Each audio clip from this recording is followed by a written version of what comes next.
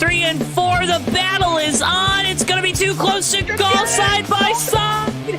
Wong Do gets it. We got contact.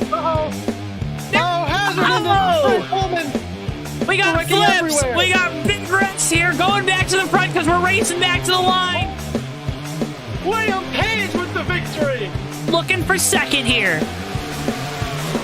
Musa's gonna. Oh, he's gonna use that apron. He's gonna use the apron. They're gonna be side by side. Coming off the corner. Boy, back to the inside. It's gonna be a drag race to the line. Musa gets it. Tom Musa, where did he come from?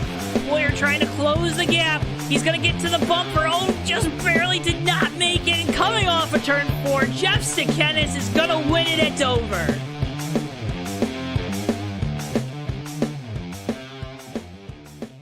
Before I wrap things up here in this segment, your thoughts on the type of race we're going to see tonight? And I would have to agree. Ladies and gentlemen, boys and girls, children of all ages, welcome to tonight's feature presentation of the HOBO Racing League Grand National 1970 Series here from the USA International Speedway, a classic speedway that most folks know and love from the iRacing circuit. Tonight on NR 2003, as always, I'm your host, Joe Townetwork, and alongside me tonight, you know him, you love him, Mr. Tommy Bordeaux. Well, good evening, Joe, and good evening, everybody at home tuning in. We're turning back the clock a little bit with these cars and this track, and like you said, one of the fan favorites when it comes to short track racing in the online atmosphere, and I'm sure no different tonight here on JTN. It's going to be a fun night of short track racing. You're not going to want to get up out of your seat. You're not going to want to touch that search bar because we're going to be going for 125 laps around this short track here.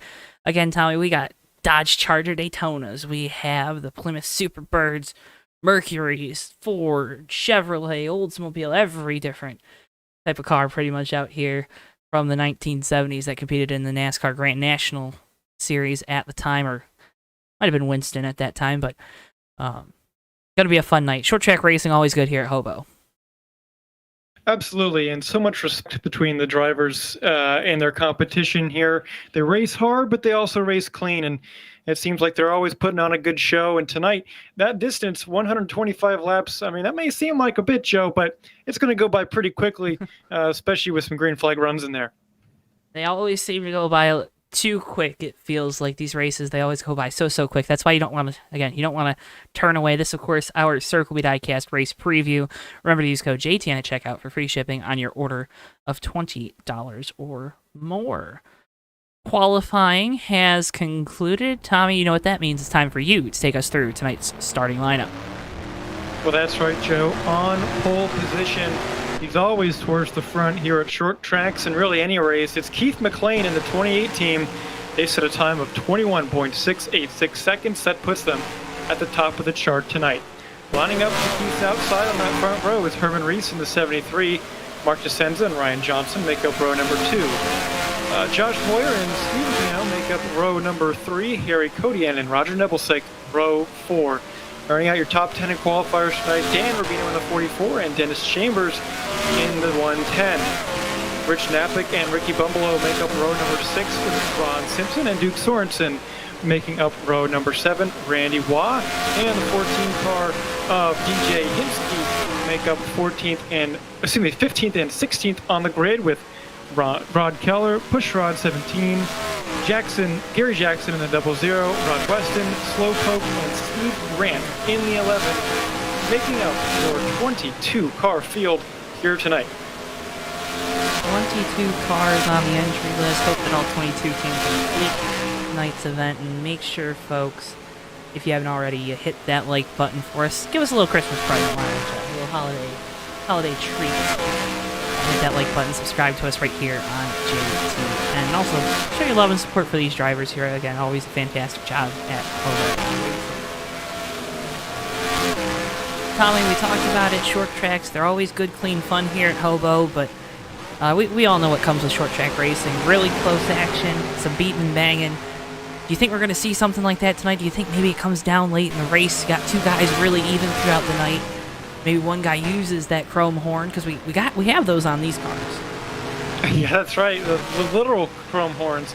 I wouldn't be too surprised if it came down to that there, Joe. Of course, some of these cars out here with those big wings on the back, the super speedway wings, might have a little bit of a disadvantage in the aero department, or maybe an advantage. I don't really know. There's so much to I don't know what I'm expecting here, Joe. One thing's for sure, though, the action's going to be hot. And like you mentioned, a couple guys that are really quick around here are going to migrate to the front. The cream always rises to the top. Even if they didn't have a great qualifying, I'm sure the best of the best are going to be up front when it counts. And talked about 22 cars in the lineup tonight. That's a lot for a short track, but for a lot of these drivers that are used to the 30, 35, 40 car fields, 22 cars, that maybe gives you some more wiggle room calling the strategy throughout the night. Yeah, it can, Joe, but still, on a half-a-mile racetrack, there's not a whole lot of room to begin with out there. And I'm sure within a couple laps of that green flag, we're going to start to see guys coming up on other ones, starting to perhaps start lapping the field. And especially when we get through pit cycles, if we see green flag pit stops, there's going to be cars all over the place. It's going to be hard to tell who's leading, who hasn't pit yet, who has. It's going to be utter chaos out there. Don't know how they timed these races by hand back in the day, Joe.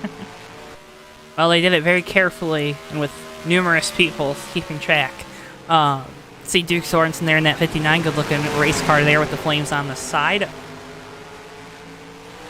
Old school racing here on JTN tonight. Make sure, if you want to pick up an old school t-shirt, you can head on over to the JTN merch store. We're going to be updating that the first of the year, so last couple weeks here to get some quote-unquote original JTN merch before everything gets updated.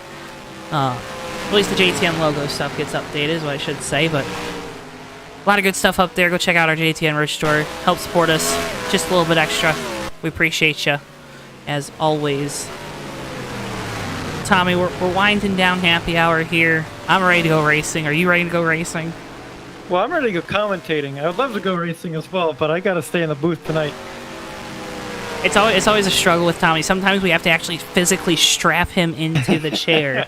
Wants to go take his car out there on the track, but you know we want to keep that Superbird that you have. We want to keep it in pristine condition, Tommy. You know, you don't. This ain't the track for it, anyways. Oh, you wanted to keep it pristine? That already not a possibility.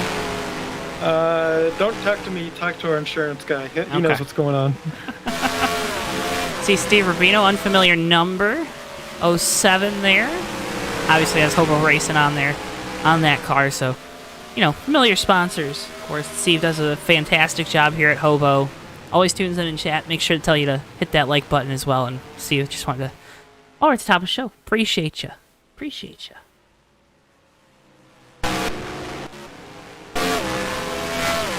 Tommy, what do you appreciate? Well, Joe, I appreciate the finer things in life, you know. Nice walks along the beach, a warm summer night, minor league baseball, and of course, some short track racing under the lights. I was waiting to see how you tie that back into what we're doing here tonight from USA. Well, you have to. You have to. Many online racers' journey has begun with a win here at the USA International Speedway in the iRacing universe here tonight at in NR 2003 land with the HOBO Racing GNS 70 series. We don't have any of that newfangled iRacing simulator. We got the good old classics here, and we're going to have a classic race, an instant classic, if you will, a JTN instant classic tonight. Can't wait 5 years from now to just make a whole YouTube channel called JTN Classics and upload all these NR 2003 races off the back of the comment you just made. Field lining up on the front straightaway. We're about ready to go racing. Remember, folks, strap in. You're not going to want to miss this one. Short track racing under the lights on a Sunday night. Move over Sunday Night Football. We got a better show here from USA.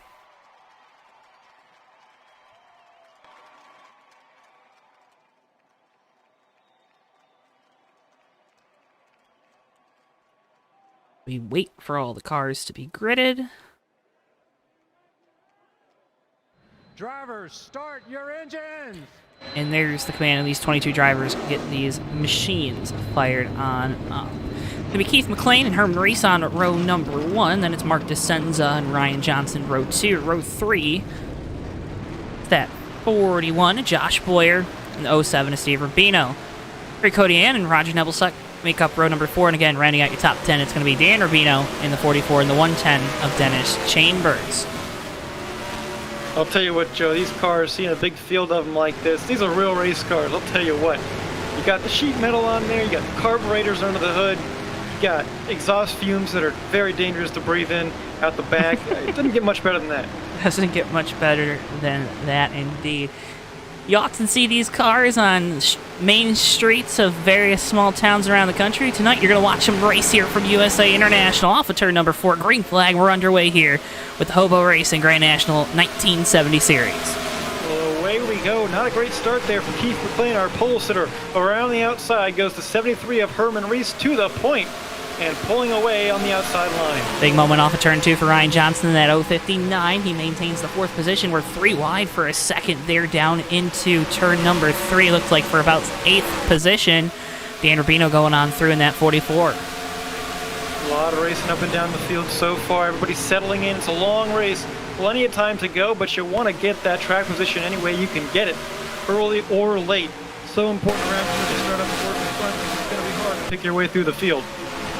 Napick to the inside of Chambers for position, looking to take Bumbelow with him. That 85, again, that big wing on those Charger Daytonas and Plymouth Superbirds going to be something to watch if those winged cars can, maybe overcome that disadvantage they have from that back wing here on the short track.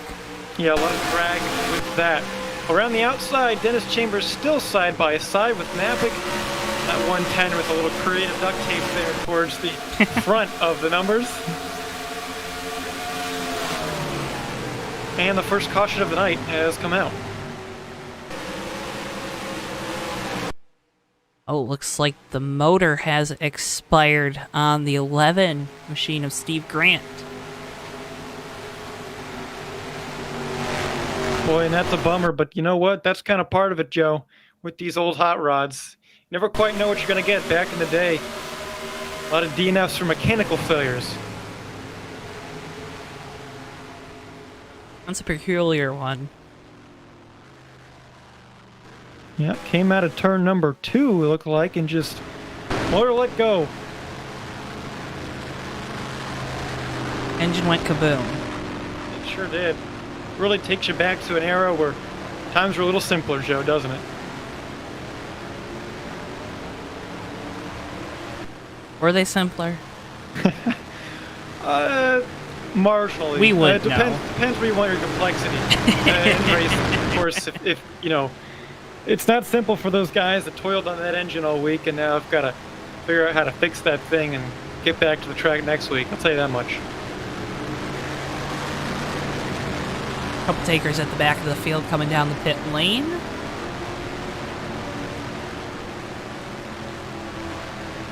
Ultimately, a piston that ended Steve Grant's night. That'll happen. That'll get you, Joe. That'll get you. It'll get you, but you leave tonight, you're angry, you're frustrated, you're gonna maybe load the car up and then jump on top of the hauler, go up into the grandstands with the fans, watch the rest of this one, cheer on your buddies. Just it's all about hope for a better result. And having a good time. And I'll tell you what, up in those stands, I heard there was a great deal. Get a second hamburger for a nickel. Wow. And you cannot beat those prices, certainly not these days for sure. A nickel. That's right. For a whole sack of hamburgers. Whole sack. I wonder why this track went out of business and it no longer exists. It's definitely gonna be a classic here tonight. You're making sure of it. I do what I can. Herman Reese doing what he can up front right now. He took the lead on the initial start of this race. We'll see if the leader can get away from the field. This time it was that 28 car of Keith McLean. White with the 2 red stripes down the middle. Struggled getting going on the initial breakaway. Why do you think that was? I mean, it seemed like he just didn't expect the green flag to come out where it did. Well, Drew, it seemed like it was quite early. You see that restart zone in turn number 4, those 2 white painted lines there. It did come out a little bit earlier, even earlier than I was expecting. I think I was looking for something more towards the start and finish line on the front straightaway, but so it be that flagman waved much sooner than we expected, and possibly Keith Mclean as well. Hey, now we know, right? That's right. What you don't know can hurt you. I know the phrase is can't hurt you, but it really can hurt you. Just talk to some of these college exams, right? How does it feel to graduate, Tommy? How does it feel to be a degree-holding individual? Well, Joe, it's definitely an achievement, but this is where things start. This is not the end of anything, really. It's just the beginning of now the classroom being the entire world. And as daunting as they may seem, I'm ready for it. And happy to have some stable employment here with the JoeTowNetwork to carry me through some intermediary times here. Nice stable employment here at JTN. That's right. Coming off of the turn number 2 down the back straightaway, we'll go back green next time by Herman Reese, Keith McLean, Mark Vicenza, Ryan Johnson, and Josh Boyer, your top 5. Boyer, he's easily recognizable there in the petty blue. With the big wing, the Super Bird, it's all there. You can see it. And no missing him tonight. Pace car down the pit lane. Herman Reese with control here for the restart. Green flag. We're back underway here from USA. Well, that time I think we knew a little bit more what to expect, and that being said, Keith McLean right on the tail of Reese as they head down towards turn number 1. These guys starting out single file. I don't expect them to be single file too long. Back in the field, some shuffling around. Saw Harry Cody and think about trying to get to the inside of Steve Rubino for 6th spot. Not able to get anything done that time. Caution is out. Boy, we got a big mess there in the back straightaway. Looks like 21 and Randy Waugh around. Get you a replay. Looks like he's just going to get loose coming off the corner. Oh, incident up in front of him as well. Gets a big hit there from the 1485 around of Ricky Bumbalo. Let's see what happens there. Oh, man. Tell you what, these things, you saw it right there all over the racetrack, up and down the field, a handful off of turn number 2.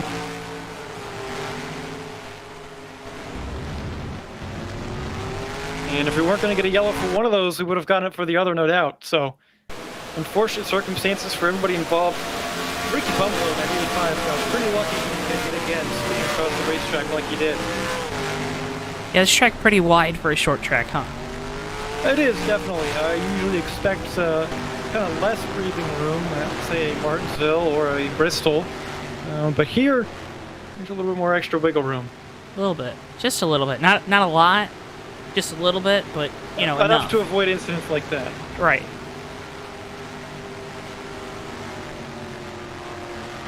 Well, once again, I want to welcome you into JTN's presentation of the HOBO Racing League here tonight from the United States of America International Speedway. I don't know why I said it like that, but I did. I'm Joe. That's Tommy. Wave to the camera, Tommy. Can they see me right now? No, they can't. They definitely can't. Well, I was waving. He had a very pageant queen-esque wave there. Screwing in the light bulb. You know, just screwing the light bulb. Can't thank you enough for tuning in here. Hope you're having a fantastic month of December, closing in on 2022. Merry Christmas to all those that celebrate. Hopefully you have a happy New Year. Hopefully, though, you're tuning in here to JTN before then, because we got a couple great events the next 2 Monday nights. Tomorrow night, TMP Cup Series from the Talladega Super Speedway. I believe it's Talladega Nights night there for TMP. Check this out tomorrow night, 8:50 p.m. Eastern Time from Talladega. Then it's the ASRA National Championship on December 27th from Belle Isle in Detroit. JTN Grand Prix of Belle Isle, actually. 8:50 p.m. Eastern Time for that one. And then January 1st, Bomb Squad Racing Hangover Special from Talladega, 9:05 p.m. Eastern Time on January the 1st. So ring in the new year with some racing at Talladega. Got racing from Talladega tomorrow night. You know, it's the off-season, Tommy. We get some of these super speedways in here because we know the fans love them, drivers love them. Or at least some of them love them. And it's a good mix. It's a good mix. Joe, not all drivers love super speedways. You're in a booth with one of them, but they are definitely a show for the fans nonetheless, and they can provide some fun winners up and down the field, good finishes for smaller teams, and it's always a fun time. My eye, of course, is on that ASRA National Championship race at Belle Isle. Yeah, I gotta get you in touch with the right people, don't I? Well, we'll have to see if the schedule is clear for me to take off, because, man, that's we talk about how much I love to be out there on the track, but that's a pretty enticing one. I do love me some Belle Isle. Tom Musa is tuning in right now. I know Roger's out there on track. Maybe we'll talk to those two folks before too long. Pace car lights are out. We'll go back green this time by those races, of course, presented by our friends at TWB Technologies, because together we are better. Herman Reese, Keith McLean, Mark DeSenza, Ryan Johnson, Josh Boyer, top 5, same as last time. Going to try to make sure everybody gets off of turn number 4, or number 2 rather, this time. Nice and clean. Pace car down the pit lane. Race with control, and we're back underway here from the USA. Boy, McLean really putting the pressure on that restart. Gotta wonder, he probably doesn't feel too good about losing the lead on the first start of the race here. And he probably wants that spot back. He's looking to the inside a little bit, but that outside line, use that momentum off the corner to keep his lead. And just not enough momentum going there for the 28 on the bottom. Now going to look again to the inside, coming off of turn number 4. Going to get there this time down into 1. Keith McLean scooting on by for the lead. He's clear of the 73 of Herman Reese. How about that? Keith McLean, the power move there into turn number 1, and it all started with a great turn 4. Got a little loose on this one. Able to put the power down and keep it down, passing Herman Reese and getting back to the point where he started. And he's starting to stretch the lead over this 73 as Reese trying to hold off DeSenza for second. Field behind them closing in as well. You can see the importance of track position. Not so much clean air at the short tracks, but that top track position there. Now that Keith McLean isn't following anybody, he's able to kind of stretch his legs a little bit, run his line, use his braking points. And I'll tell you what, that is one of the best feelings in the world, to see the cars in your mirror getting smaller. Saw Rich Knappich go on by Roger Nebelsack. Dennis Chambers now trying to do the same thing in that 110. Gets a little loosey-goosey off of turn number 2. Going to get back in line down into 3 and 4. 51 and Nebelsack falling back after starting in 8th position. DeSenza applying the pressure a little bit to Reese there. Kind of fell back a little bit, hit the apron in turn number 4 that last time by. Kind of slowed the roll of that 33 Plymouth. One of those Superbirds. You know how you know the story about how the Superbird came to be, right? Well, I don't think off the top of my head I do, Joe, to be honest with you. So, of course, the Dodge Charger Daytona came first, right? And beautiful car, obviously worked wonders on the super speedways, was winning, was the fastest car everywhere they went with it. But one Richard Petty was not too happy with Chrysler Corporation because, well, he wanted to drive a Plymouth, Tommy, and that's how the Superbird came to be, because Richard Petty wanted to drive a Plymouth, not a Dodge Charger, and also wanted to be the fastest guy out on the track. Well, what Richard Petty wants, Richard Petty gets back in the day. Josh Boyer in that Petty Plymouth there, struggling out of turn 2 that time, got a little high on exit, still holding on to a nice top 5 spot thus far. Haven't seen much movement in the top 5 yet, except for our lead change, which occurred a few laps ago. You think Richard Petty ever drove a Plymouth Voyager minivan? You know, I wouldn't put it out of the question, but I can tell you that I have driven a Plymouth Voyager minivan. Really? That's right, that was the family tractor back in the day. Oh, wow.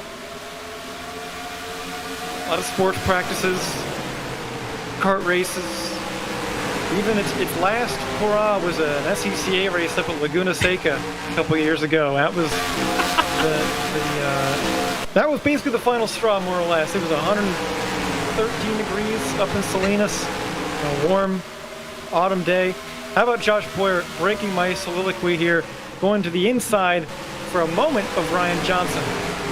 Not quite there to make the move yet.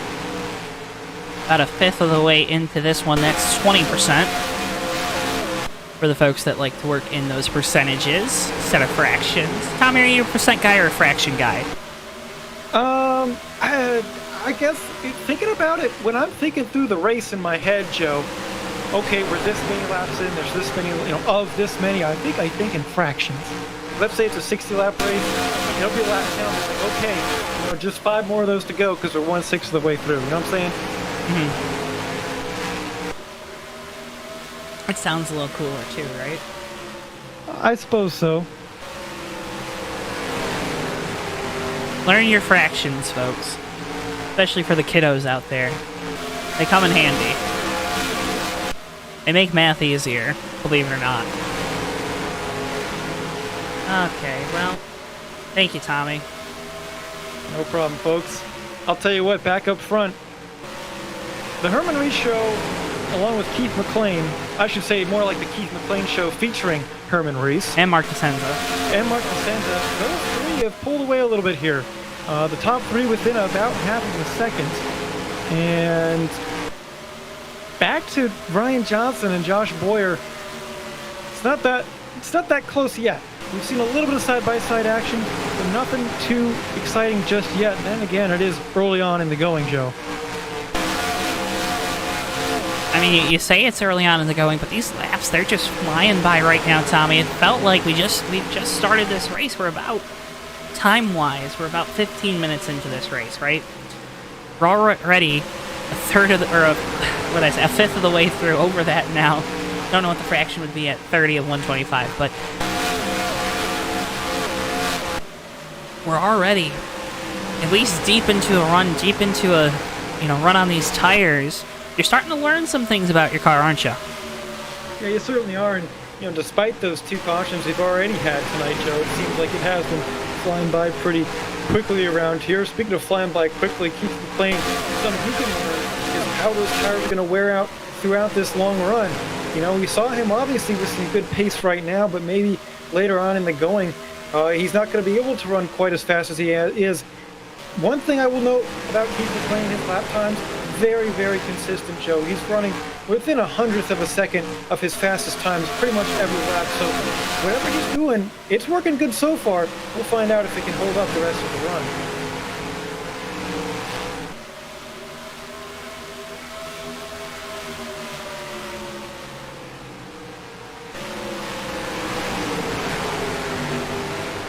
Watching this battle for the 4th spot. It's hotly contested. Ryan Johnson right now kind of looks like he's holding up this line of cars, but not really, right? Because you're never really holding up somebody if you're able to stay in front of them. It's a weird thing to say. Doesn't make a lot of sense, but Josh Boyer, he's just been trying to find a way around this 059 and hasn't been able to do so. Yeah, and Boyer's got to be careful a little bit here, because if he makes a wrong move and loses a little bit of time, Steve Rubino in that 07, he's right there to capitalize on that. So he's got to be careful, he's got to be strategic. One thing I've noticed there, the 059 of Johnson, he's up the track just a little bit more in the corners as opposed to Boyer. The door is, I wouldn't say it's open, but on exit, there's a little bit of an opportunity for Boyer to slip in there if he can get the entry right and kind of diamond that corner down in there. Well, that Superbird has a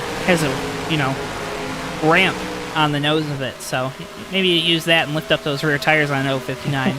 Be a little impatient. Maybe a little bit. Get a little impatient. We talked about the aero disadvantage, but maybe it's got a demolition derby advantage. Well, it's that equation. How much downforce you're getting as opposed to the drag. And I don't know if the speeds we're running are advantageous for the aerodynamics to make downforce at the cost of all the drag that 41 may be producing.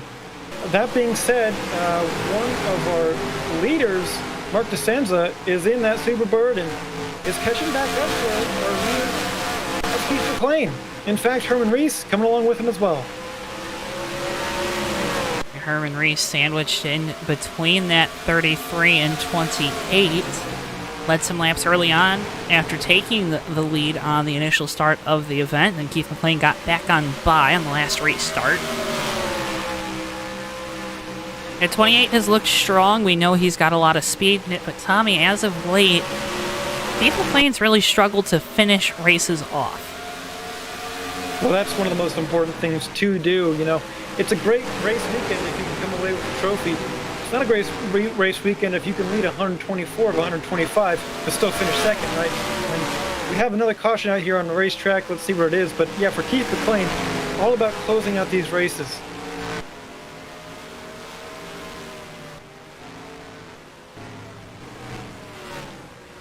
See if we can't catch what happened here.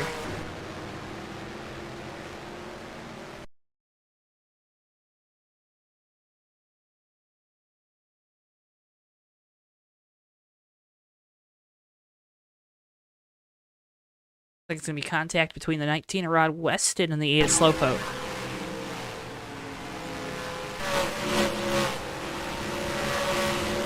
Car going for a spin, hits the wall, but able to roll away. Damage doesn't look too bad on that number 8.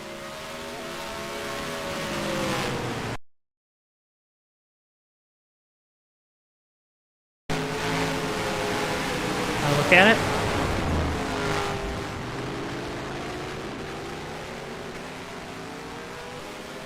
Never a bad thing, Tommy, to hit the wall and keep driving. But everyone coming down the pit lane. Yeah, no surprise there. We're getting all these folks coming down pit lane. Good opportunity to change tires and fuel up. At this rate, Joe, you're still going to have to pit one more time for fuel no matter what happens with this race. If they can make it to that halfway mark, roughly lap 63 or so, they'll be able to make it on one more stop from there for sure. So these guys coming down, getting some fresh rubber after 41 laps of green flag racing, that's a good idea too. Field stays Not pretty. quite 41 laps of green flag racing, but you know what I mean. Field stays pretty static coming off the pit lane. Keith McLean going to retake the lead. 19 of Weston, 00 of Gary Jackson. Now both coming down the pit lane.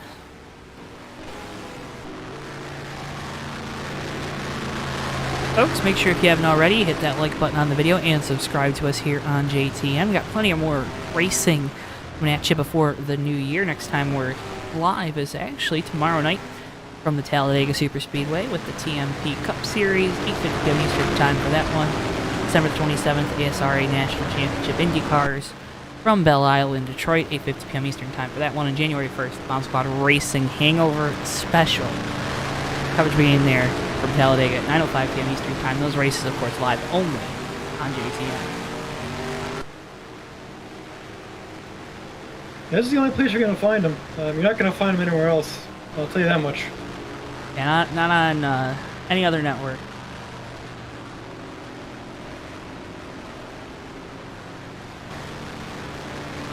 $14 of DJ Hinsky has gone a lap down, but will receive the lucky dog on this yellow period. So good for them. That purple car getting back up towards, almost like a Marty Robbins car or something like that, Joe. It looks just like it. I love those colors. Purple and yellow go together. I had a Tech Apps class in, it was I think it was 6th grade, where we made little rubber band cars, right? You wrap the rubber band around the rear axle and it made it go. What a fun time that was. But anyways, not the point. I got purple and yellow wheels for it out of bottle caps, so that was kind of cool. Hey, that's the way to do it, folks. I don't know where that story was going or how really strong that tie was, because it wasn't. But you know, we're just filling airtime right now as we're under yellow, getting ready to go back. Great, Keith McLean out front. Herman Reese, Mark DeSenza 1, 2, 3. Ryan Johnson and Josh Boyer top 5 here for the restart.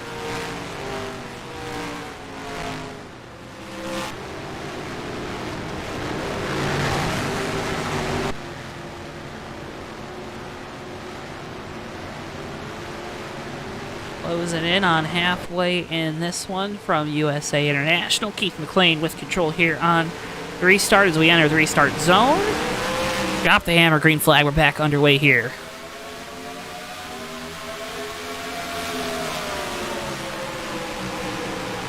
Like you mentioned, Joe, not much change up here at the top couple positions during the pit flag sequences. Pit road sequences under the yellow flag.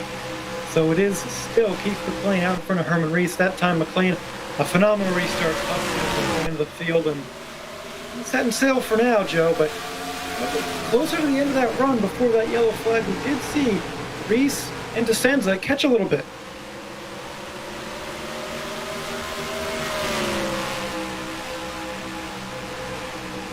they caught him. Do you think maybe Keith used up those tires a little bit too much on that initial run, where that 73 and 33, we know that they're pretty good about, kind of saving their stuff. Maybe they were saving a little bit. That's why they were able to close the gap later on in the run. Yeah, could be that. Could be maybe struggling a little bit to get through lap traffic earlier. But nonetheless, still got to go back to what you were saying before we had that caution was, the ability for Mclean to close out races. And it is so vital to be able to do that.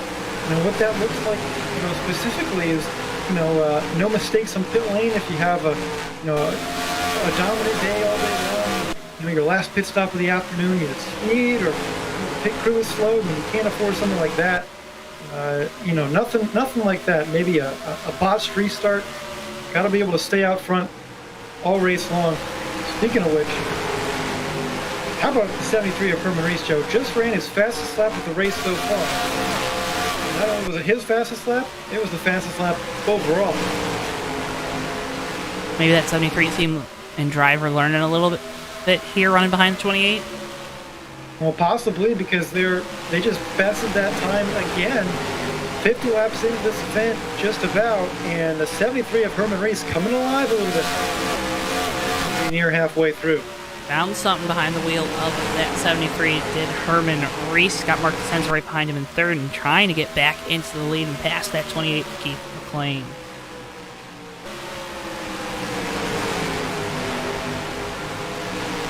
Everyone's, from a basic eye test, you'd say everyone's running the same line, right? Everyone's running in that bottom lane.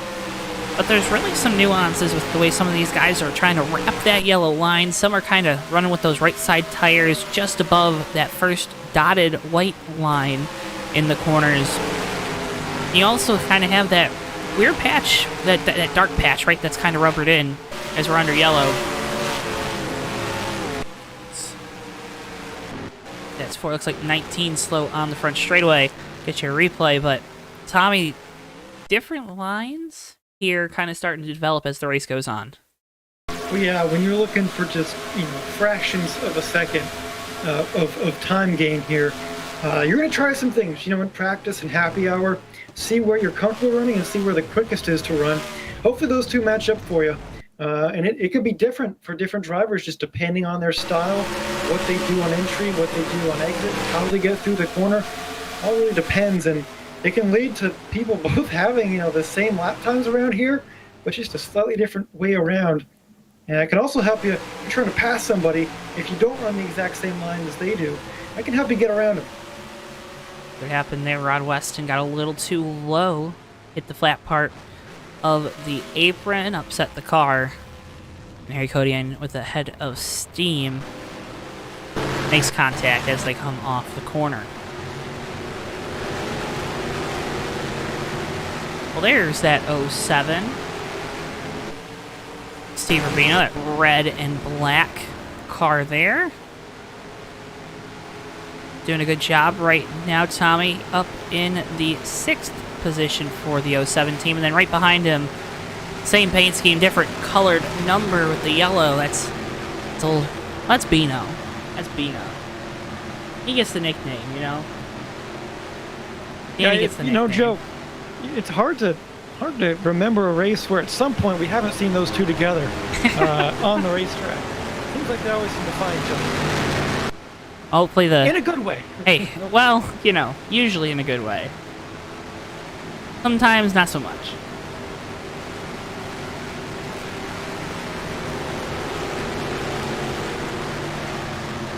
You see that 07 and 44. Roger Nebelsack back there in that 51 right behind him. The 110 of Dennis Chambers. Kind of these guys right now, Tommy, in the 6 of Rich Knappick. That's your, second half of the top 10. Haven't seen a lot of movement in these positions so far tonight. Yeah, you really haven't. You've had some guys move up through the field, maybe towards the back, just as things kind of settled down a little bit. Of course, we had a couple non-qualifiers who didn't set time, so maybe they're making their way up to the field. But overall, not much moving. We definitely have to give a shout out to that 44 Dan Rubino. Of course, he's up to 7th, so he's gained 2 spots, and to my eyes, that must be the biggest gainer of the night, at least towards the front of the field. Maybe further back. That sounds about right. Rob Keller's up 2 positions. But really, that top 5 is the same. Top 6 is the same as what we started with. It absolutely is, Joe. It's identical. Biggest dropper of the night thus far, Harry Kodian. Qualified 7th, now down to 14th. So definitely the 13 has some work to do to get back up towards the front. And seeing how it's been difficult to make up any spots, they sure have got a long road ahead of them. Wood Brothers paint job on that 13. Good looking car. I believe that's what Harrison Burton's car looks a little bit more like this year. If I am not mistaken, they added some blue to it. Blue striping on the side. Anyways, getting ready to go back. Green pace car lights are out. Keith McLean, Herman Reese, Mark DeSenza, your top 3. Then it's Ryan Johnson and Josh Boyer running out your top 5. Going back green on lap 58 of 125. Closing in on halfway, Tommy. That's right, and at that point, we're going to be close to these guys being able to make it with just one more stop. So whether that's under some green flag pit stops or perhaps a yellow flag that comes out at an opportune time, expect these guys to come in, and then, Joe, it's just a matter of tires. Here comes Keith McLean, back underway. Green flag, a phenomenal start for our top 2. They break away from the 33 of DeSenza. Going to face a challenge from Ryan Johnson in that yellow and red car there in that 059. Josh Boyer, though, looking for an opportunity to pounce and make his way up into 4th. Despite the poor start, DeSenza kind of running up here on Reese. We have not seen that 33 be able to make a move. We've seen him get close there to Herman Reese and his back bumper, but doesn't have quite the speed to get there and become a side-by-side battle just yet. I'm sure as the race continues on, the intensity picks up, we're going to see some more desperate attempts from these guys to try and make some moves. Reese very close to that outside wall off of 4. Well, loosey-goosey. I'm saying these cars, they're just so unsteady coming off the corner when you unload them, right? You see them shake to the left, shake to the right. These drivers really having to saw on the wheel, not just through the corners, but especially on exit. Yeah, and we're seeing a little bit of a different line there from DeSenza behind Reese. He was able to close up pretty good, kind of let off early in the corner, a little bit more than the 73, trying to get a better run off. To make a pass, Joe, I think you have to be side by side with that car going into the turn. I don't think it could be a late lunge unless they give you the room. I don't think anyone's going to be willing to give any room. Now, we've seen it's very hard to pass here tonight. You see the 110 of Chambers trying to get by the 51 of Roger Nebelsack for 9th. Chambers on the bottom, Nebelsack to the outside. 51 going to go way high here off the corner. Makes contact with the outside wall. It's going to allow Rich Knappich to get to his inside. Heavy damage on the right side of that 51. He's now going to get in line right in front of the 59 of Duke Sorensen in the 11th position. Yeah, and Ricky Bumbalow looking to the inside of Sorensen. Oh my goodness, I thought we were going to see an incident right there. The 85 of Bumbalow can't quite complete the pass down into 1, but they're still side by side here. Bumbalow, that bright blue, yellow, and black Dodge. Going to complete the pass there. That's just Sorensen in that 59 might have saw his life flash before his eyes when that 85 made that lunge. Yeah, that was a close moment there going into turn number 1. And you know what, Joe, we talked about it just a couple laps ago. You're going to have to make a big move towards the end of the race. We might see more of that. And if we get some that ends up with 2 cars into the wall because of it, I wouldn't be surprised. White knuckle racing around here. Kodian just went on by that 21 of Randy Waugh. Now Bumbalow to the inside of Nebelsack. Nebelsack continues to fall back in this 51. He made that contact with the wall and just hasn't looked the same in the recent laps. Trying to regain that rhythm. Yeah, not quite. And at a short track like this, especially USA, I don't have any experience with it in NR 2003, but at least in iRacing, it's very much a rhythm-based track. When you get in your groove, you run your line, stay focused in it, and a little slip-up like that can kind of put you off, and it takes a while to get back into that rhythm. And it can really affect you on the timesheets. The banking, too, from behind the wheel doesn't... it looks like a lot of banking, right, Tommy? But the banking behind the wheel in iRacing, I don't know if it's the same as it is on this version of the track, but it feels a lot flatter behind the wheel. Yeah, I think it's a little bit different, certainly. You don't quite get this much in iRacing, so some differences here between the two. Now, speaking of the difference between two, up front, it shrunk quite a bit here. Herman Reese on the back of Keith Mclean up there. Those two are checking out a little bit from Descenza, for now at least. We'll have to see how this transpires, because I know Herman Reese was up front earlier, couldn't hold off Keith Mclean ultimately, but I'm sure that 73 wants the spot back. You think he wants the lead back? You think? I would reckon.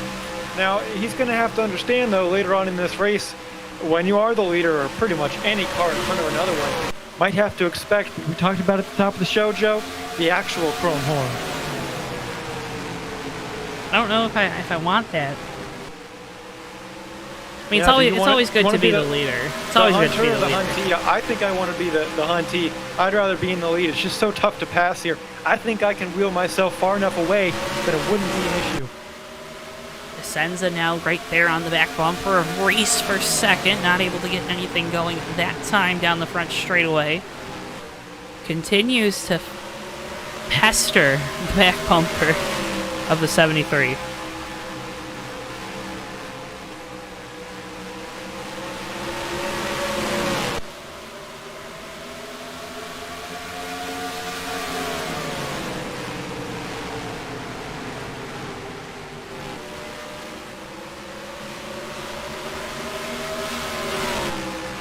Keith Mclean about a 3-car length lead, then Herman Reese in second with about a 2.5-car length lead. Back to Mark Descenza, those gaps closing, of course. As I mentioned them, top 6 kind of broken away from the rest of the top 10, who are splintered a little bit more. See Dan Rubino there in 7th. 8th, Dennis Chambers. 9th, Rich Napick. And counting out your top 10 right now, Ricky Bumbalo. You saw that bright blue and black and yellow car further on back, but this top 6 all underneath the blanket still, Tommy. Yeah, they sure are, and we're going to come up on DJ Hinsky here. Some lap traffic might shuffle things around. Keith Mclean last time we had this situation, not the fastest through it, lost a large advantage that he had gained. This time not quite as big of an advantage, and we'll see how they get through the 14. They're able to navigate that 14 car easily the first time around. Henske gets up and out of way for the leaders, although it's going to affect the exit speed for the 73 and 33.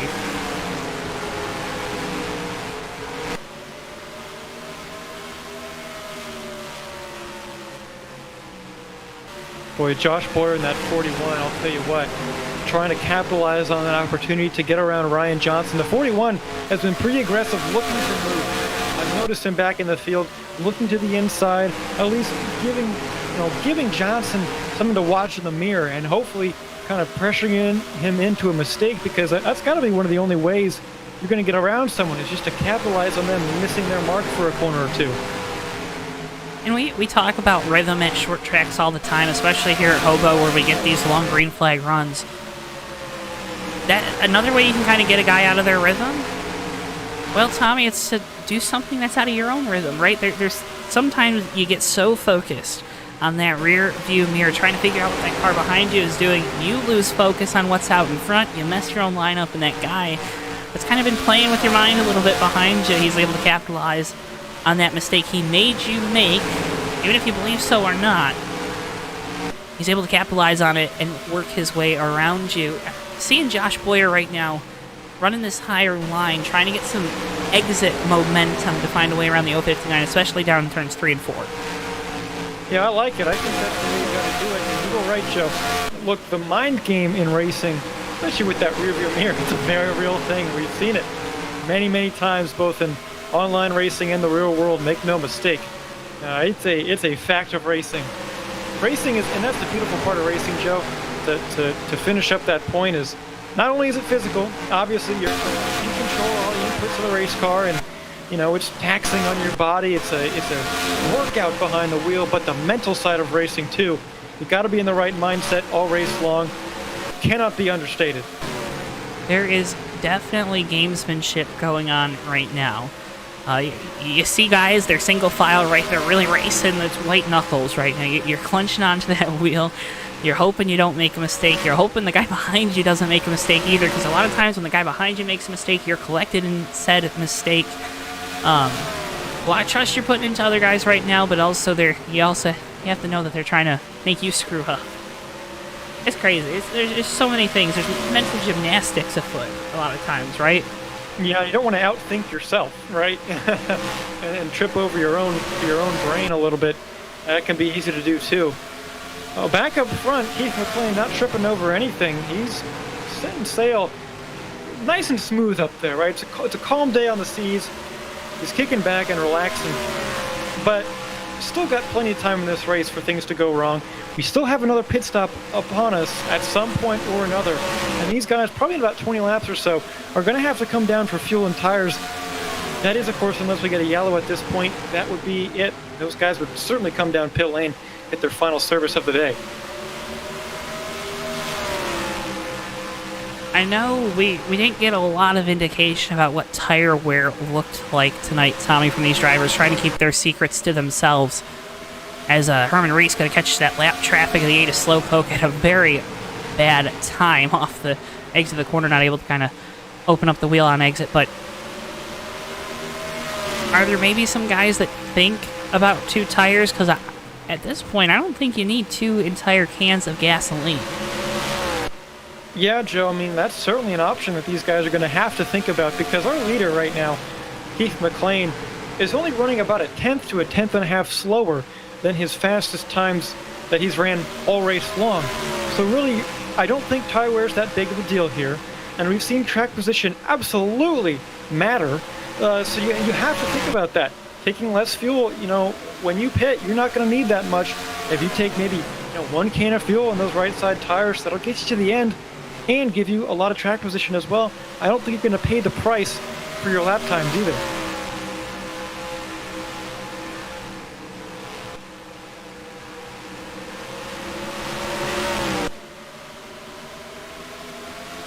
You're also going to have guys, though, that come from the complete opposite minds. Oh, Herman Reese hard into the wall. Oh, my goodness, he's on his side, Joe. Oh, no, and he's sliding down the racetrack. He's not under control because all 4 wheels are not on the ground.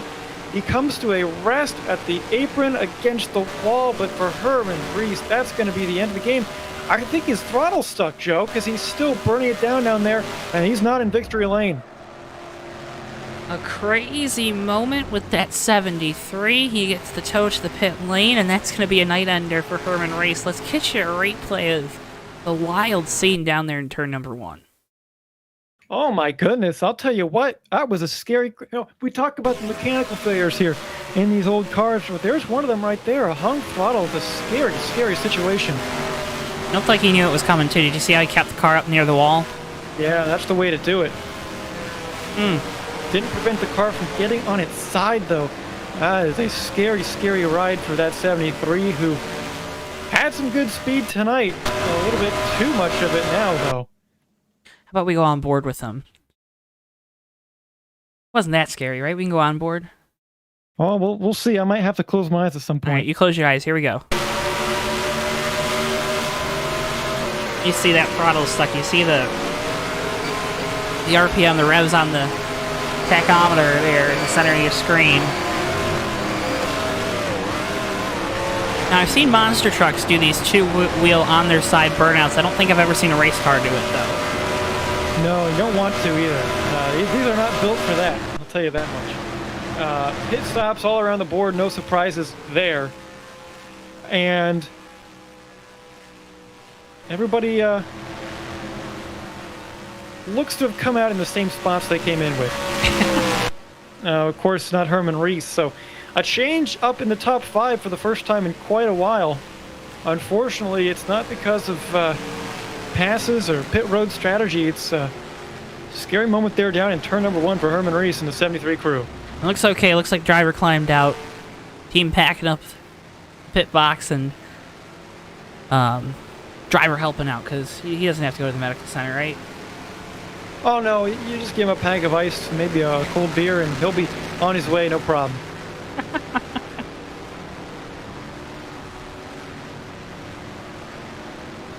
So No Keith, safer barriers here either. no safer. That's why he was up near the wall, right? He made the impact just a little bit less, of course. Herman Reese out of this event after that incident. Keith McLean with the lead. Going to have Mark DeSenza lining up in second. Then it's Ryan Johnson, Josh Boyer, Steve Rubino, Dan Rubino, Dennis Chambers, Ron Simpson. First time we've said his name tonight.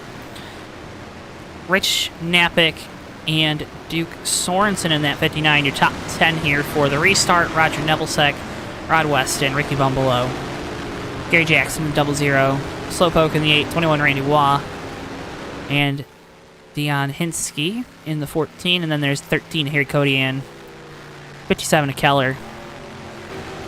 Are still in the race here tonight. Couple of Hinsky and Slowpoke a lap down. Herman Reese and Steve Grant, your two retirees out of this field of 21 that started the event.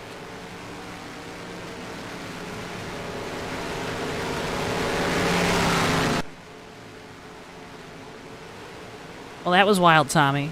And now we're going to be going green with just over 30 laps to go. Yeah, well, it's crunch time now. We kind of settled in there. We were thinking, okay, maybe we're going to get some strategy here. If we stay green, we're going to see how people cycle after that. Well, now you don't have that card left up your sleeve. I mean, you got to put everything out on the table at this point. The fastest drivers are going to be at the top at the end of this thing. That's what we said. And right now, we're gonna see that firsthand.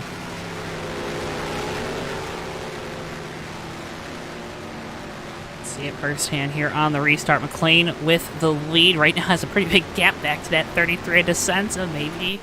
Maybe, just maybe, DeSenza trying to line something up here for the restart. Pace car is off. We enter the restart zone. Back down and away we go. Green flag once again here from USA. Well, a very nice start there for Keith McLean in that 28. DeSenza hasn't had the greatest restarts tonight, but that's okay. It doesn't seem to have affected him too much. Of course, here in second position right now, it's the leader in front of him, and he's going to want to get everything he can. Boyer up there in fourth position, I know, has been pretty aggressive trying to get around Johnson in the 59 all night long as well. We might see some intense racing here towards the end. I imagine we will. Just might. Again, white knuckle racing right now. Josh Boyer still trying to find a way around Ryan Johnson. Now for third, Steve Rubino up inside the top 5 for the first time tonight. Dan Rubino there in sixth. Those two are kind of battling to see for supremacy in the family. Josh Boyer looked to the inside back there, that 059, not able to do anything, as Mark DeSenza not able to do anything with Keith McLean here on the restart. Well, if you're Boyer or any one of these drivers, really DeSenza, one of the Rubinos, you might as well be aggressive now. We really haven't seen tires play too much of a factor in lap times through a long run, and given that we've only got 30 laps to go, make it 29 this time by, you might as well use what you got. Get everything out on the table and have no regrets after this race is over. Josh Boyer starting to hint at trying to get to the inside of that 059, loose up off the corner. Well, Josh Boyer's doing that, for sure. He's getting after it. There's not going to be a shred of rubber left on those radial tires, I don't think. Bias ply. I think they're bias plies, actually. All that extra downforce, too, definitely not helpful.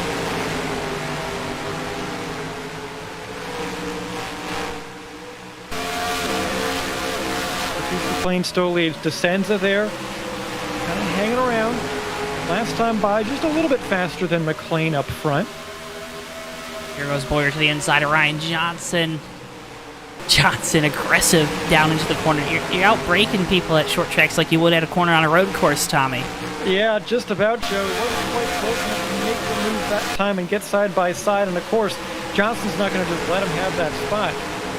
It's going to be a very intense race there for third position, as well as for first.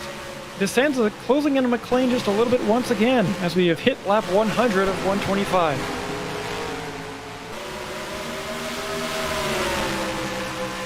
DeSenza, like you said, closing in on Keith McLean for the lead. It's allowed Ryan Johnson and Josh Boyer to also start to close in on these top two. Those two winged Superbirds trying to pass cars in front of them.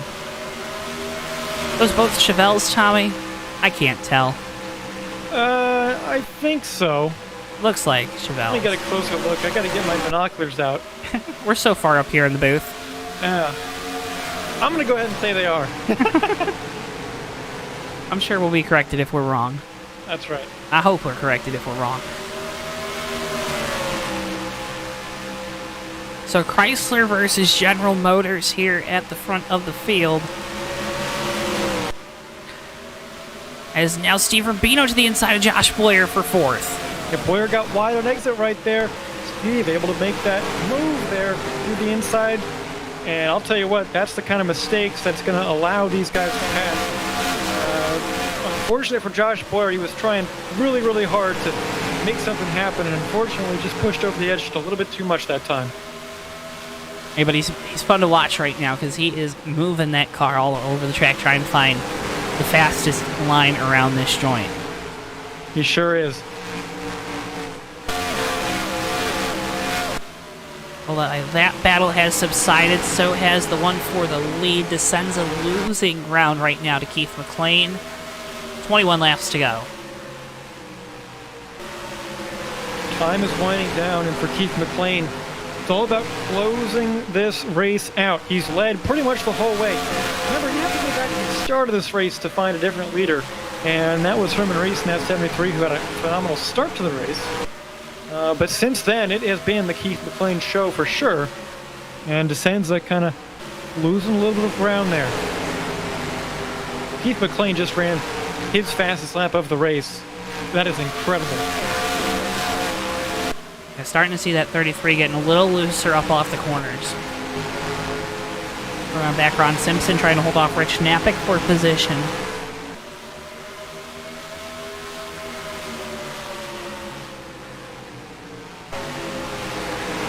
Duke Sorensen there, as well as the 19 of Rod Weston. So those four drivers all underneath the blanket battling late in this one. I know Boyer, he wants that spot back from Rubino right there. He's taking a little bit of a lower line, at least on the entry. Well, that last time he did, but at least on exit 2, he's kind of changing things up a little bit. He's got high entry exit once again. He's going to get some more speed out of that 41 car, but not helping him out too much now is the fact that he's ran the fastest lap of this race so far. 41 of Boyer. That's right. Oh, wow.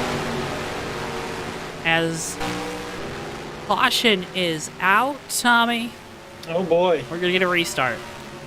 Well, Joe, that's going to tighten things up once again a little bit. And of course, I don't think we're going to see pit stops from the leaders. Tires, if these guys are running their fastest laps of the race, I don't think they're going to come in, especially this late in the game. 85 Ricky Bum below contact. Gary Jackson on the bottom gets a little loose. Below that 85 drifts up the track. Contact with the 85 sends him into the outside wall.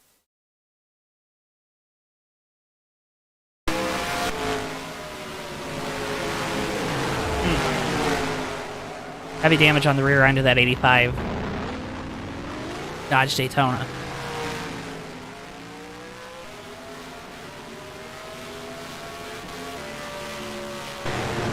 Well, all right then, Joe. No pit stops yet. I don't see anything. Descenza did a little bit of a fake out move, but He tried. you have to get awfully far back in the field before we see our first two takers. And well, at that point, you're really not giving up too many spots anyway. How aggressive do you get here on this restart if you're Descenza, Ryan Johnson, Steve Rubino, Josh Boyer? Well, you got to be as aggressive as you can. Here's the opportunity, right? I mean, you're getting this restart here. Not going to be too many laps to go by the time we go back green. Maybe around even like 10 or 11. And we know how hard it is to pass. You got to pass at every opportunity that you're given at this point. That's this restart. You need to be as aggressive as you possibly can if you want to win this race.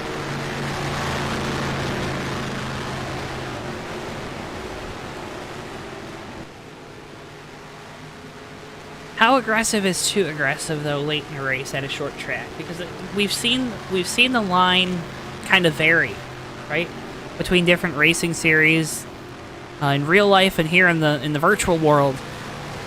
Where is that line about what's too aggressive late in a race? Well, ultimately, I don't ever like turning someone necessarily, but contact is fine. I mean, if you rough them up a little bit, not rough them up, but taking their car and taking them out and putting it just a little off their comfort zone, to get yourself the advantage, I think is totally fine. That's all part of it. And if you're the leader and you're receiving something like that, you got to expect that, right? And be proactive to prevent that. For Keith McLean has been proactive by being the fastest out there consistently all night long and building a healthy gap back to the cars behind him. But expect some contact late in the going, and do what you can. Maybe you throw it into the corner a little bit deeper than you normally would. Not too deep that you miss the corner, but just have it in the back of your mind that it's go time for these guys behind you, and they want the position that you're in. And what do you want from your team down on the pit lane? Do you want them gassing you up? What do you want them to be telling you right now? Well, me, I mostly like radio silence. I don't like a whole lot going on. I don't want to talk much as a driver, and I don't want the crew saying too much. Just the information from the spotter. Let me know where everybody is. What's the gap? Is he close? What's going on behind me? Ultimately, not too much chatter. I don't need that much up there. Folks, make sure if you haven't already, hit that like button. Things are about to get crazy late in the going. Share the video with your friends, family, and neighbors. What the heck? Why not? Here, spread the word. JTN, we appreciate you so much. Sitting at 741 subscribers coming into tonight. Not going to make that 1,000 by the end of the year, Tommy, but it's been a fantastic 2021 for us here on JTN. We can't wait to continue to build in 2022. Keith McLean looking to build his resume with a win here tonight. He's out in front. Mark DeSenza in second. Ryan Johnson, Steve Rubino, and Josh Boyer, your top 5 here for the restart, coming at you with 11 laps to go in this one. Well, we've certainly seen some spectacular growth here with the JoeTowNetwork in 2021, and 2022 I'm sure is going to be just as exciting. I know it's going to be, if not more exciting. Here we go. Speaking of exciting, Keith McLean's going to bring us back to green for the finish of this one. 11 laps to go this time by. And with Lee DeSenza right there, about a car length back, half a car length now through the center of the corner, that 33, trying to find a way around the 28. No one has been able to do it here tonight. Caution's out once again here on the speedway. Well, that was DeSenza's best restart of the night. He's going to have to do it again. Quick caution there. 21 Randy Waugh damage to the rear end of that car. Like to be contact, 00 Gary Jackson, really aggressive going around to the corner, makes contact with the 21.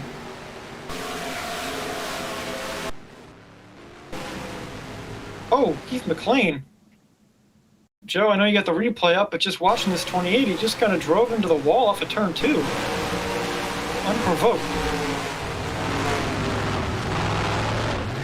He's still out there. It doesn't look like it speed up too bad, but that was your TWB 10 to go, folks. Thank you, GardenLightStruck.com. Go check out all of their stock online for porches, patios, and more. All your outdoor lighting needs, GardenLightStruck.com. That was your TWB 10 laps to go. Now 9 to go. Keith McLean out in front. Hopefully he didn't knock in the toe a little bit on that front right. Yeah, late in the race. You can manhandle it for a couple laps. These cars were built for contact, I'll tell you what. Not built for safety. No. Yeah, that's the thing with modern day cars. You see all those crumple zones, they fly into a million pieces. Well, that's to dissipate all that energy that would otherwise go to the driver. So, yeah. That's what's some of the stuff with Next Gen was worrying. The rigid car, for a lot of folks, it sounded like. Yeah, we've seen a couple accidents and testing thus far. Nobody turned into soup quite yet, so that's a positive sign. Maybe you'll be eating some soup in this next week as it starts to get cold, and wishing everyone a very happy holidays from all of us here at JTN, especially including Bristol. I don't know. Tom, you got anything to tell the fine folks at home? Well, I would thank them for spending their December 19th night here watching JTN, tuning in. Always get a lot of support here with these HOBO Racing League races, and tonight has been no different. We've had a active chat, Judy, Barbara, Ann. Love to see all the supporters for these drivers out here. The pace car light's still on, so we're going to be going around here another time, but you know, time's ticking. And you're loving this if you're Keith McLean, because that just means less opportunities for that 33 Descenza to come up and try and pass you. And we've seen that's been a tall task tonight to get around anyone, no matter where you are on the track, right? It's been hard to pass. Track position has been key. This 28 team, they've had it all night long. Really, the only guy up front that we've seen make a green flag pass. So Steve Rubino make a pass on the 41 of Josh Boyer after Boyer made contact with the wall. At 28, it's been fast. Qualified on pole, has blown everyone out of the water in laps. Led has led the most here tonight. None of that matters if you don't take home the trophy and the checkered flag. Well, that's right, and as those pace car lights go off, he's going to have one more restart to face and 5 more laps to go if he wants to get the trophy, close out the race that he has absolutely dominated. I wanted to say from start to finish, the start, not so much, but it only took a couple laps for him to get back in the lead. Only took a couple. 5 laps to go this time on the restart. Keith McLean, Mark Descenza, Ryan Johnson, Steve Rubino, Josh Boyer, your top 5. Dan Rubino, Dennis Chambers, right behind Ron Simpson as well back there in 8th. Pace car coming down the pit lane. 5 laps to go this time at the line for Keith McLean. We're back under green. 5 laps to go in this one. Smooth restart for McLean. Shading to the inside. Descenza got a great restart as well. So let's see if that 33 has anything for the 28. 33 going way wide up that corner. That's going to allow Keith McLean to pull away just a little bit. Now the pressure on from Johnson behind in that yellow 059. I think Descenza tried to get a little too much there coming off the corner. Yellow flag is out. McLean going to get to the line first. He'll win this race. Dan Rubino's slow. The 8 car is slow poke around. Ron Simpson as well. Let's get you that replay of the race-ending yellow flag. Like contact with the 110. Simpson up high, 110. Around the contact between the 51 and 8. 44 was slow coming off of turn number 2. See what happened there. Looks like he goes for a little looper. Craziness in the back half of the top 10, Tommy. Yeah, but up front it was pretty calm. Keith McLean, I'm sure, is going to love it because this makes his job a lot easier. Going to come around here. 3 laps to go, but we're not going to go back green at this point. Your winner tonight, Keith McLean, and that 28 team. Boy, it started with a great pole run. A little dicey there, not a great start to the race for him, but it was very quickly back to the lead for the 28. And Keith McLean, what more can you say? I mean, it was hard to pass here tonight, but if you're going to get to the front and stay there, you've got to be pretty quick yourself. No doubt. Well, it's just that. Dominant performance here from the USA International Speedway. 2 to go this time at the line under yellow here for Keith McLean. Mark Descenza going to finish 2nd. Ryan Johnson 3rd, so make sure you stick around after this one. We're going to talk with those top 3 finishers here tonight on our podium. 2 laps to go at the line.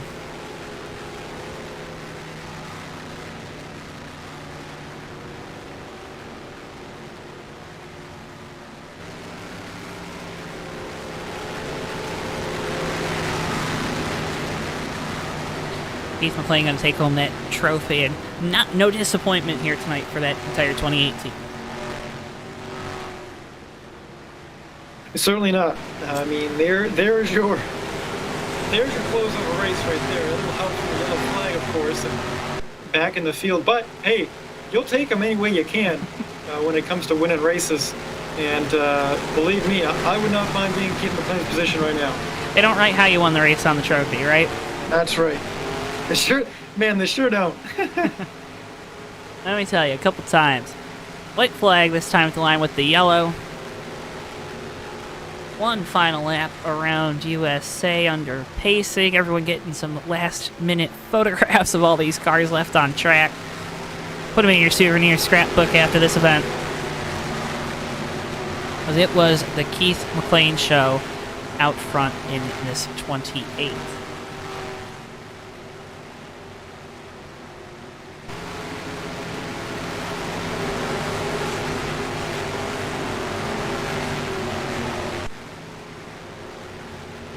Senza Ryan Johnson going up to congratulate the driver of the number 28, coming off turn 4 for the final time. Keith Mclean with control of this race behind the pace car. To the line we go. Keith Mclean wins it here from USA.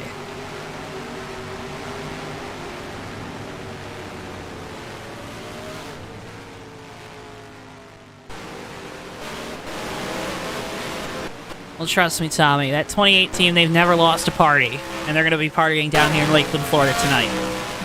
Absolutely. In a brisk victory lap here, getting around to the front straightaway to burn it down, I'm sure. I don't think they did burnouts back in the day, but, well, it's a modern-day twist, I'm sure, that Keith McLean's going to add to it. Here he goes. Right in front of the fans.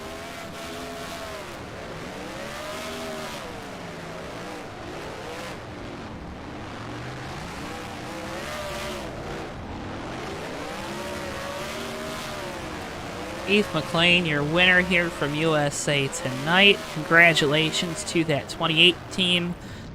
As well as our second and third place finishers, Mark DeSenza and Ryan Johnson.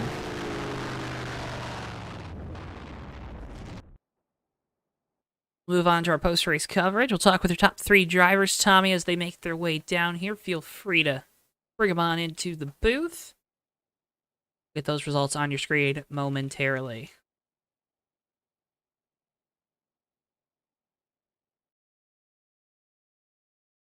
Update on that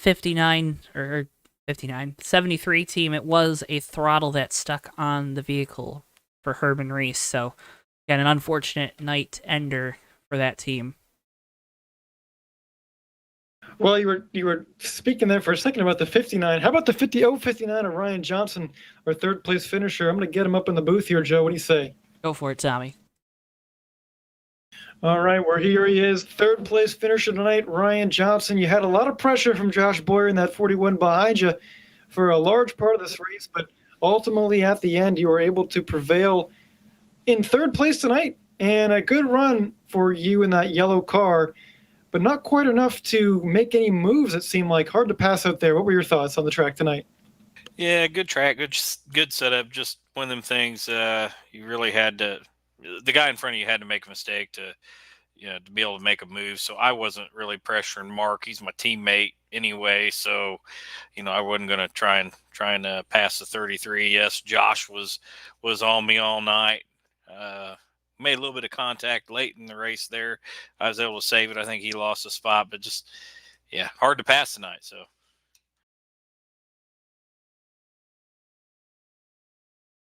Well, hard to pass tonight here, Ryan. I mean, short track racing. Was there ever the thought? I know Mark's your teammate, and he's made his way up here, so he'll be listening to you. So you better be careful of what you say, of course. So the thought never creeped into your mind, hey, what if I maybe take this beautiful chrome bumper and maybe put it to the back of him? I couldn't even get my bumper to him, honestly. I think there was like maybe 2 times that I got close to it, but it wasn't anything that you could really make a run, and you'd have to dive bomb, and I didn't want to do that. So, it was just very tough. I guess the setup maybe was too good, if that makes any sense. Just everyone was just running good lines, and that's how it was. Hey, sometimes it's fun to make those dive bombs, but the repercussions of them usually aren't very fun, especially if it was a teammate. I don't like being on the end of it when I take someone out. But Ryan, a great run for you tonight. Third place finisher. Obviously ran up inside the top 5 all night. Qualified 4th, finished 3rd. So nothing to stick your nose at. Before we let you go, though, floor is yours. Family, friends, sponsors. You know what to do. You've been up here before. Yeah, thank you to everyone at HOBO Racing, and also to you folks for broadcasting, putting us out there. Good run to my teammate Mark, and awesome win to Mr. Keith McLean. Ryan, as always, thank you so much for taking the time after this one to talk with us. Congratulations once again on the 3rd place finish. And Yeah, hopefully we'll see you next time. Ryan Johnson, driver of the 059, your third place finisher here tonight. We now bring in Tommy. You talked about this guy all night long, how he continued to put the pressure on the 73 and then the 28. It's Mark DeCenza. That's right, Mark. You had a good night tonight. Second place, obviously nothing to scoff at. Some good restarts late in the going. But man, did you hope that thing went green to the end in that final one? Because I know it was hard to pass, but you always want that opportunity at least rather than it ending under yellow. Yeah, I was kind of hoping for a green because Keith had changed 2 tires and I took 4, and I was just going to try with like 5 or 8 to go to try to get on him. But just we never really could go green. I mean, he would have been hard to get by again because it was so hard to pass. However, if I could have got a run, I would have went for it. Oh, congratulate to him. He ran a good race. It was a crazy race, Mark. I mean, we saw let's take it back though to that. It was that one caution that kind of set us up for that run to the end. You see the 73 just take off towards the outside wall. What was going through your mind? Because for a lot of for everyone up in the stands, at least, it looked like we were panicking. What went through your mind seeing that right in front of you? Well, the car just took right off, and then I seen him on the wall, and I'm like, oh my God, you know, I didn't know if I should slow or go fast, so I just kind of kept my speed and hope I got by him before, you know, he either came across the track or other cars got involved or whatever, and it was crazy. I've never seen. Have you ever seen something like that? I know we've all seen like throttle stick and maybe a guy like go head on into a wall, but to be up on 2 wheels, have you seen that before?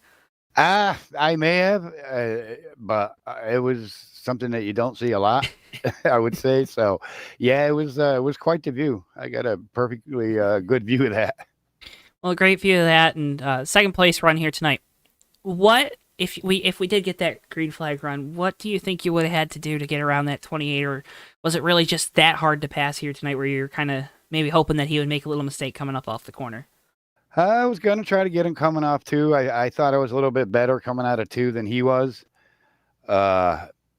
because, you know, turn 3 and 4 is a, you know, much faster corner. Mm-hmm. So he had a little bit worn tires, said he might have to let up a little more, and I thought maybe I'd get a good run coming out possibly, but that's where I would have tried to get him. But again, I would have had to get a good run because, you know, he's one of the best drivers here, and it would have been hard, but if I could have got a run, I would take it.